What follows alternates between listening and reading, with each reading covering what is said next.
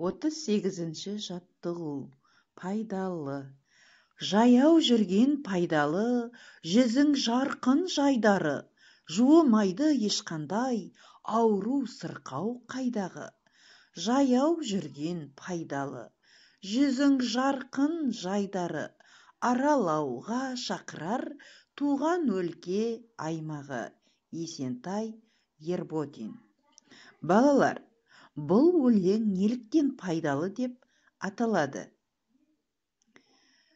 Өлеңнің мазмұнына қарама-қарсы пікіріңді айтып көр. Қарамен берілген сөздердің түбірі мен қосымшасын ажыратып көрейік.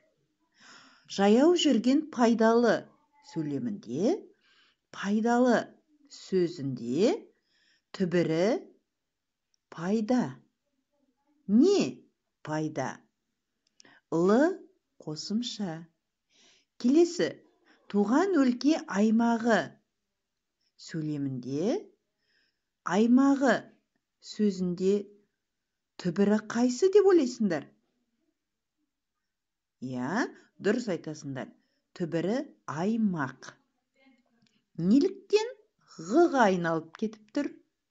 Себебі қ дыбысынан кейін дауысты дыбыс кездессе, қ ғ-ға айналатыны туралы біз ережені білетін болатынбыз.